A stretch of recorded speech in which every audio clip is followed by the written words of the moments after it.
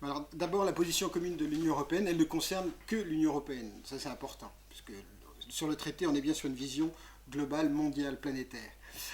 Ensuite, la position commune de l'Union européenne définit 8 critères selon lesquels les États doivent porter une attention particulière quand ils exportent des armements, et notamment de savoir, sur le critère droit de l'homme, qui est le critère numéro 2 et droit international humanitaire, si il y a un risque manifeste que ces armes puissent être utilisées à de graves violations des droits de la personne, droits de l'homme. Ce qui est intéressant d'ailleurs, c'est grave au pluriel. Donc le traité, qui vient aussi d'ailleurs de ce projet des ONG de traité international, la position commune a repris un certain nombre d'arguments portés par les ONG. Le traité international est plus fort que... alors, de notre point de vue, parce que tout le monde n'est pas d'accord là-dessus, et notamment l'administration française aujourd'hui pense que la référence, c'est la position commune, mais le traité pour nous est plus fort, notamment parce qu'il y a un article particulier, qui est l'article 6, qui définit les interdictions selon lesquelles un État ne doit pas exporter des armements. Et dans cet article 6, il y a donc 3 paragraphes, et il y a un paragraphe le second paragraphe qui dit qu'il y a une interdiction des États à exporter un matériel de guerre, donc selon la liste qui est l'article 2 du traité sur le commerce des armes, mais qui dit qu'il y a donc une interdiction d'exporter ce matériel, point. C'est-à-dire que les interdictions auparavant pouvaient être si ce type de matériel peut être utilisé à un génocide, à des crimes de guerre, des crimes contre l'humanité. Alors là, cette interdiction, elle n'est pas liée avec le risque d'utilisation d'armes ou les utilisations d'armes. Et ça, c'est très important parce que du coup, ce paragraphe 2 de l'article 6 est d'une part aujourd'hui prend en compte tous les traités internationaux.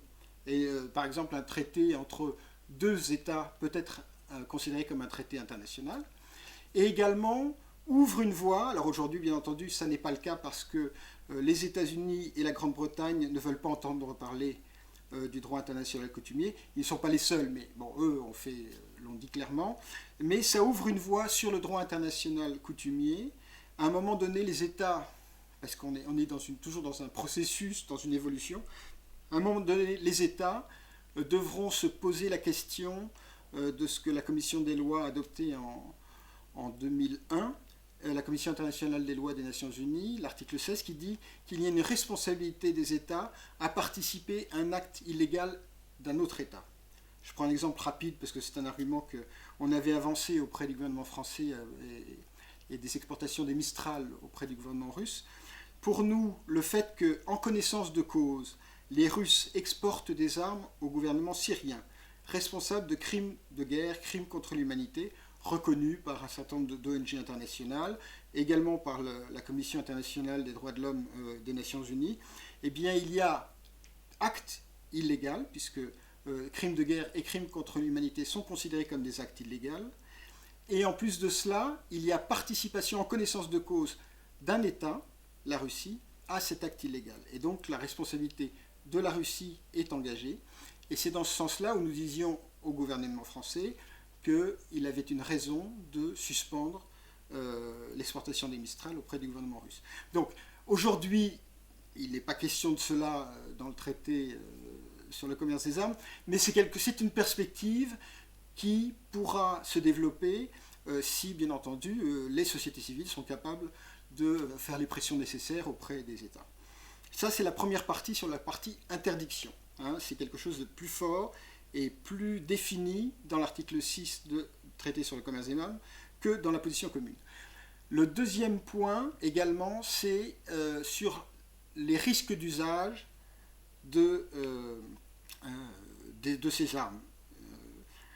Il y a dans l'article 7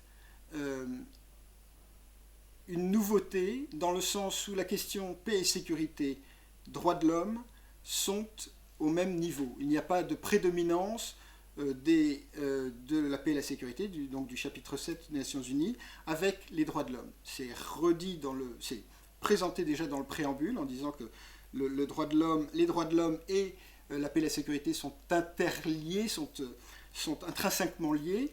Mais c'est important dans l'article 7 parce que il y a cette fois-ci sur la position commune, on est s'il y a un risque manifeste que ces armes puissent être utilisées à des graves violations des droits de l'homme. Là, on est s'il y a un risque prédominant que ces armes puissent être utilisées à une grave violation des droits de l'homme, une grave violation du droit international humanitaire. Donc on passe d'un pluriel à un singulier. Bien entendu, la portée forcément n'est pas la même. La petite différence, et ça on verra un petit peu avec l'exercice du traité, comment les États vont construire une jurisprudence avec le terme prédominant. Qu'est-ce que c'est qu'un risque prédominant? Prédominant par rapport à quel autre risque? Là, il va y avoir donc cette construction de la jurisprudence par les États. Et là encore, on va voir comment les sociétés civiles vont pouvoir permettre au gouvernement d'aller vers l'interprétation la plus rigoureuse de ce critère.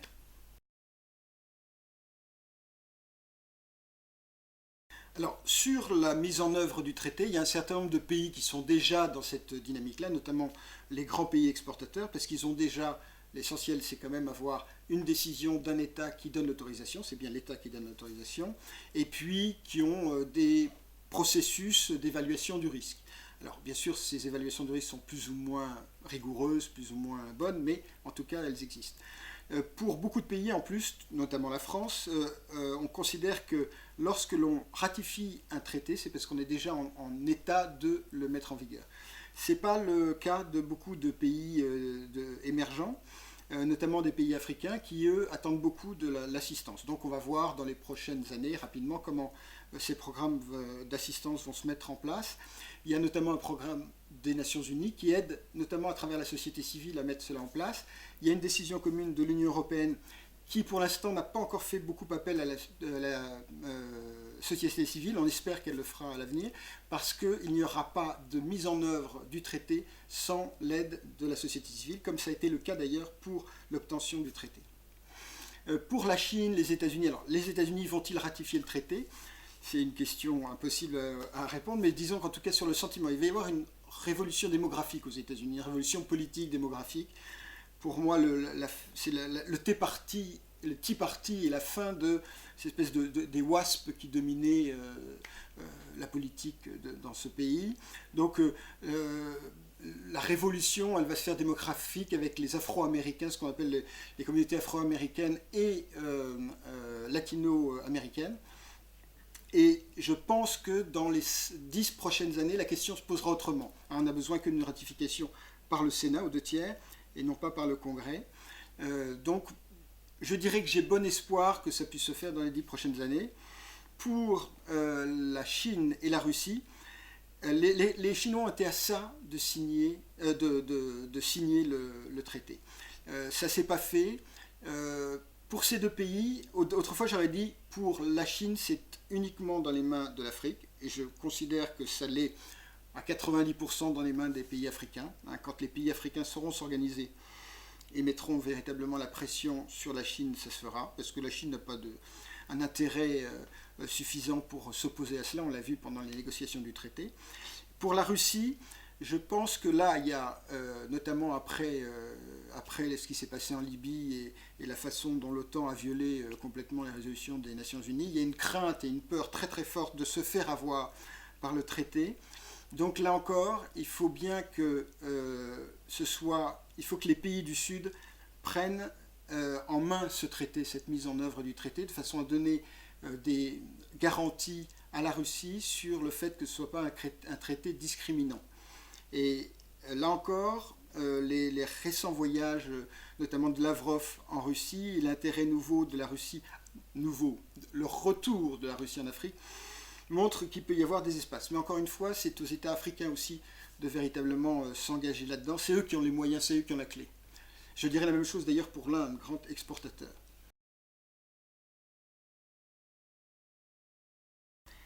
Alors, il y a deux choses là. Il y a déjà sur la publication des ventes d'armes. On a aujourd'hui, au sein de l'Union européenne, rapport annuel de tous les pays de l'Union européenne.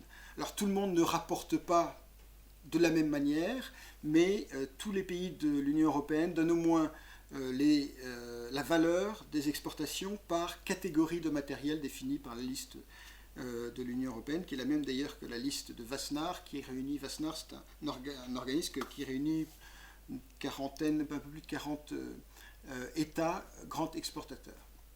Donc ça c'est une chose, ces rapports existent.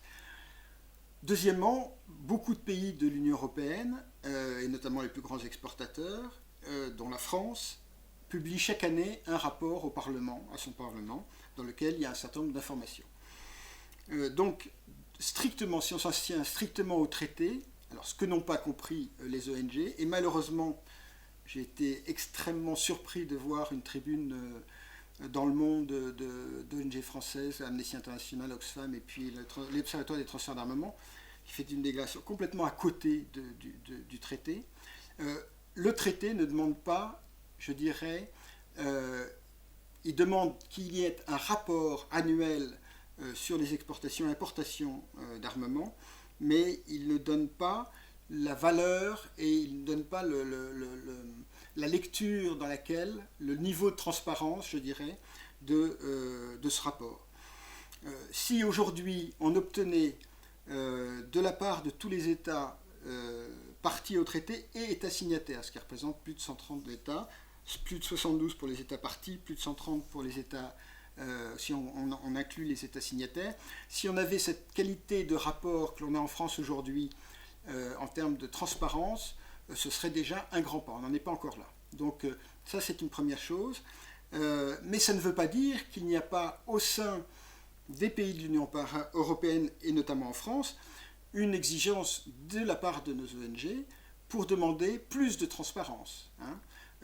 On a besoin, d'ailleurs il y a un recul très net en France sur la qualité du rapport, donc ça c'est vraiment très dommageable, mais on ne peut pas dire que la France n'est pas au niveau de la transparence qui est demandée dans le traité. De ce point de vue-là, elle remplit largement cette demande.